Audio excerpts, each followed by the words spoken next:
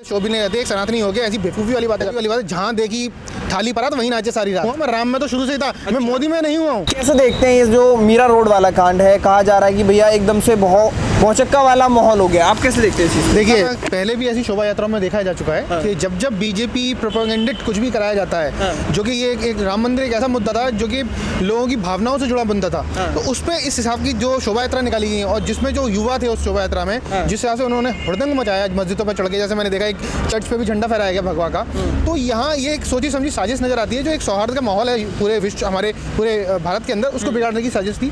यहाँ जो divide and rule वाली पॉलिसी खेलती है बीजेपी, वही उसको प्रोसेस करा गया उन्होंने, और कुछ नहीं।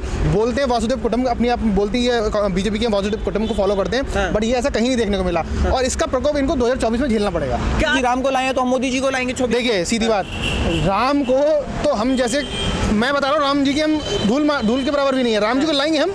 ये जो जिसने जो गाना गाया जिस बंदे ने, उसको मैं बोलता हूँ, जो बोलता है कि जो राम को लाए उनको हम लाएंगे। लाओ भाई, तो राम को लाने वाले, राम हमको लाने वाले, हम राम को लाने वाले नहीं है। राम किस सदी में पैदा हुए, क्या वो था, भरत क्या थे, लक्ष्मण क्या थे, ये एक बेवकूफ़ी वाली बात है। ये कॉमन सेंस नहीं रहा है दुनिया के अंदर, इस खासतौर से भारत के अंदर खत्म हो जाएगा, और इन्होंने युवाओं को पूरी तरह से बरगला दिया है। मोहन भागवत भी कह रहे हैं कि भैया जो 500 साल की लड़ाई थी वो हो गई है, अब राम राज्य आने वाला है। मोदी जी बोले हमारे राम आ गए हैं। देखिए, राम तो कहीं गए ही नहीं थे। राम तो हमारे कहीं, राम तो कण कण में बसे हुए हैं। ये तो मैंने बताया ना, ये बीजेपी का एक तरह से प्रायोजित प्रोपेगेंडा था, और एक तरह से एक इवेंट क्रिएट करा था। जैसे कि आपने देखा था कोविड के टाइम पे थाली और दिए जलवा दिए थे उन्होंने, तो ये एक थोड़ा सा मोदी जी का स्टाइल अपने लेवल से देखना चाहिए। वो जो मुद्दे होते हैं उन पर बात नहीं करते हैं, वो इधर उधर की बातों से ही दुनिया जनता को बहलाते रहते हैं, और जनता भी इतनी, मतलब समझता हूँ, भोली वाली जनता को बेवकूफ बना लेते हैं। मैं उनमें वो कला है, उसके लिए तो मैं नतमस्तक हूं उनके आगे कि जो इस कला में वो भोली वाली जनता के साथ साथ युवाओं को भी बदला। आप भी तो राम में हो गए। देखिए, मैं राम में हुआ, मैं राम में तो शुरू से ही था। मैं मोदी में नहीं हुआ हूँ, मैं राम में जरूर हूँ, और राम में आस्था हमेशा हर सनातनी की राम में। मोदी में होना और राम में होना दो अलग चीज जी, बिल्कुल दो अलग चीज़ है। वही वाली बात आ गई ना कि अब जैसे आपने गाने की बात कही कि जो राम को लाए उनको हम लाएंगे, तो ये बताइए, राम आए पहले या मोदी जी पहले आए?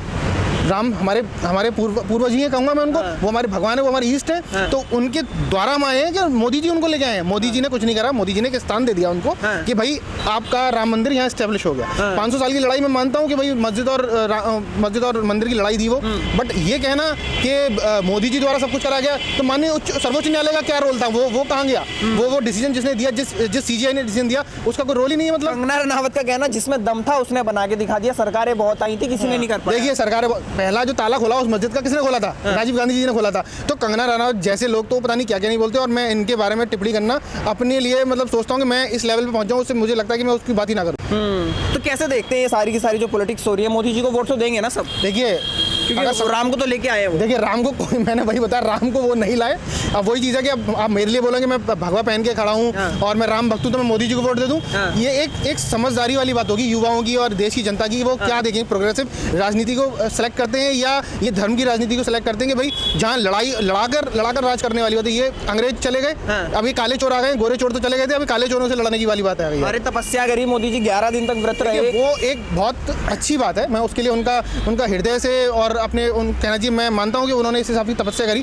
बट ये कहाँ कहने का मतलब है कि राम जी को वो लेके आए? राम जी को लाने वाला कोई नहीं हो सकता। राम जी तो हर कण में बसे हुए हैं। तो ये तो सोची समझी बेवकूफी। एक शंकराचार्य है, उनका बयान आया है कि इतिहास में अब कुछ चीजें दर्ज हो गई है, मैं आपको गिराना चाहूंगा। उन्होंने बोला कि अकेले राम मंदिर की स्थापना करवा दिया, बिना शंकराचार्य की करा दी, इसका मतलब मोदी जी बड़े हैं, और बिना विधि अनुसार हुआ है, बिना समय पे हुआ है। ये सारी चीजें भी अब इतिहास में दर्ज हो जाएंगी कि जब राम मंदिर की प्राण प्रतिष्ठा हुई तो विधि कैसे आज से नहीं हुई? देखिए, ये तो मैं बता तो रहा हूँ, ये सिर्फ मोदी में करने का था, राम में करने का नहीं था। मोदी जी ने एक इवेंट क्रिएट किया अपने लिए। मोदी जी का इवेंट था। देखिए, आप मुझे बताइए, कहाँ आपको ऐसा लगा कि राम जी का शंकराचार्य नहीं पहुंचे? आपने मंदिर पूरा वो बिल्ड नहीं होने दिया, उससे पहले आपने प्राण प्रतिष्ठा कर दिया। कि ये तो नॉर्मल सी बात है। जब मैं अपने घर में हाउस वार्मिंग पार्टी जब भी रखता हूँ, जब मैं पूरी तरह से एंटर कर चुका होता हूँ, तभी मैं उस घर का वास्तु एडजस्ट करूंगा या कुछ भी करूंगा, पूजा या प्राण प्रतिष्ठा करूंगा। तो आपने वहाँ की गर्भगृह की प्राण प्रतिष्ठा करा दी, जबकि मंदिर रेडी नहीं था। तो शंकराचार्य जितने भी भगवान शंकराचार्य हैं, वो चारों बहुत ही पूजनीय हैं, उनको आपने इन्वाइट नहीं किया। कह रहे राजनीति कर रहे हैं शंकराचार्य। देखिए, रामदेव बाबा तो ये कह रहे हैं सब अपवाद है। देखिए, रामदेव बाबा तो बाबा नहीं है, वो लाला रामदेव कही है। उन्होंने अपवाद बता दिया। वो तो कुछ वही वाली बात है। जहाँ देखी थाली परात वहीं नाचे सारी रात। एक कहावत थी, मेरी दादी कहा करती थी, जहाँ देखी थाली परात वहीं नाचे सारी रात। तो बाबा रामदेव वही है जो रामलीला मैदान में धोती पहन के भागे थे। तो आज इनकी उड़ के लग रही है, जो टैग बेच रहे हैं माल को और अपने नाम से बेच रहे हैं। तो ऐसे लोगों का कोई धर्म नहीं है, कोई बैकग्राउंड नहीं होता है। हम भी तो संत हैं, हम आए हुए हैं। किस बात के संत है? मुझे दिखाइए आप। हाँ, योग गुरु हो, मैं मानता हूँ, आप संत की उपाधि नहीं ले सकते। आप कहाँ से संत हो गए? अभी उन्होंने आग में आहुति देके बोला कि मैं ये ब्राह्मण हूं, वो चतुर्वेदी, उन्होंने बहुत सारे ऐसे उल्टे सीधे वर्ड यूज किए जो कि नहीं, मुझे शोभित नहीं रहते। एक सनातनी हो गए ऐसी बेवकूफ़ी वाली बातें करते हैं। मैं मतलब इतने समझदार व्यक्ति और इवन योग गुरु हो गए ऐसी बेवकूफ़ी और नेशनल टीवी पे ऐसी बातें कर रहे हैं। तो ऐसे लोगों का कोई व्यक्तित्व नहीं है मेरे हिसाब से। लेकिन जिस तरह राम के नाम पर शोभा यात्रा निकलती है, तो राम के नाम पे जिस तरीके से कुछ लोग भड़का रहे हैं, वो कौन लोग हैं जो राम के नाम पे यूज करके इस तरीके से हरकत कर रहे हैं? देखिए, पहली बात तो उन युवाओं को समझना चाहिए जो चढ़े, जिन्होंने बदतमीजी करी। राम जी का उद्देश्य था वासुदेव कुटुंब, सभी धर्म का सम्मान करना, सभी व्यक्तियों का सम्मान करना। मुझे किसी भी शोभा यात्रा में ऐसा नहीं नजर आया। जैसी भी अभी न्यूज़ आ रही है, न्यूज़ चैनल पे देख रहा हूँ कि भाई युवा चढ़ के जा रहे हैं, मस्जिदों पे चढ़ रहे हैं और फिर बाद में मुस्लिम भाइयों पे ब्लेम लगाया जा रहा है। जैसे अभी दो बच्चे हैं जो हिंदू बच्चे हैं जिनको वो डिटेन कर लिया पुलिस ने, तो उनका करियर तो खत्म हो गया ना। तो उनको ये समझना चाहिए कि हम क्या कर रहे हैं। हम पुरुषोत्तम राम के उनके उस व्यवहार पे चलने के बजाय हम रावण के व्यवहार पे चलने पे आ रहे हैं। तो ये कहाँ की राजनीति? ये राजनीति का मुद्दा है और कुछ नहीं। ये बीजेपी प्रोपेगेंडेड इवेंट था जो क्रिएट कर दिया उन्होंने। बीजेपी के एक नेता ये कह रहे हैं कि 5 मिनट दे दीजिए, हम पूरा खाली कर देंगे मुस्लिम। अरे ऐसे तो पता नहीं कितनों ने कुछ कहा, इससे पहले ही बहुत सारे राजनेता आए और राजनीति हुई, बट वोट बैंक से बड़ा कुछ नहीं है। अभी रुक जाइए, अभी मोदी जी को देखिए, मदरसे में जाके बैठेंगे, योगी जी को देखिएगा और भी जगह जाएंगे। क्या 24 से पहले ये जो है ये इवेंट है, चुनाव को लेकर तैयारी है क्या? बिल्कुल तैयार है। आप देख लीजिएगा, अप्रैल में डिक्लेयर कर देंगे, इलेक्शन हम मई में करा देंगे, जैसा भी आया नोटिफिकेशन। शोभा यात्रा के थ्रू जिस तरह से ऊपर चढ़े, मस्जिदों पे चर्चों पे चढ़े, तो क्या फिर से डिवाइड करके हिंदू? देखिए, डिवाइड तो उन्होंने करना स्टार्ट कर दिया। मैंने जैसे इससे पहले वाली वीडियो में बोला था कि 2024 से बहुत कुछ पहले बहुत बड़ा कांड होने वाला है और वो कराएंगे ये कांड, और ये हिंदू मुस्लिम पे कराएंगे कांड, क्योंकि हिंदू फैक्टर बहुत बड़ा मैटर करता है बीजेपी वोट के लिए।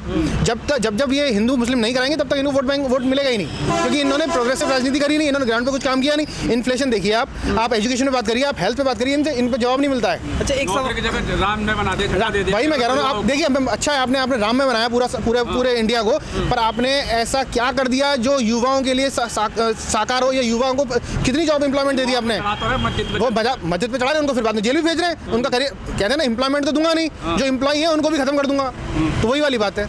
अच्छा, राहुल गांधी तक को भैया असम में मंदिर में नहीं जाना दिया, बेचारे धरने पे बैठ गए, तो उस चीज को कैसे देखते हैं कि भैया दो धड़ हो गए क्या? राम मंदिर में कौन जाएगा कौन नहीं जाएगा, ये सरकार तय करेगी। वही चीज आ गई ना कि मतलब डेमोक्रेसी का हनन करने वाली बात है, जो कि शुरू से करती आ रही है गवर्नमेंट। अब देखिए, ये मेरा व्यक्तित्व मामला है कि मैं राम मंदिर जाऊंगा या नहीं जाऊंगा, ठीक है। आस्था ऐसा नहीं है, मेरी आस्था नहीं राम मंदिर में या राम जी के प्रति, बट ये कहना कि वो जो राम मंदिर नहीं पहुंचा या जो कहीं और नहीं राम मंदिर के प्राण प्रतिष्ठा में नहीं पहुंचा, वो हिंदू विरोधी है, वो सनातनी नहीं है, तो ये गलत है। वही मैं कह रहा हूँ कि ये बीजेपी की प्रोपेगेंडा था क्रिएट करा हुआ, जो उन्होंने इवेंट सक्सेसफुल कर लिया अपना। एक सवाल और उठता है कि वीआईपी लोग तो बुला लिए, आम जनता तब भी बैरिकेड तोड़ के अंदर जाना चाह रही थी, तो ये वीआईपी इवेंट था या फिर हाँ जिन्होंने चंदा दिया सबका मंदिर है? कैसे देखिए, वही चीज़ है ना, वीआईपी इवेंट तो ऑब्वियसली अपने आप में था, बड़े वीआईपीज आए थे, बहुत लोगों को इनवाइट किया गया, बट हाँ मैं मानता हूँ कि क्राउड मेंटेन नहीं हो पाई, क्योंकि एक एक्सपेक्टेड नहीं था।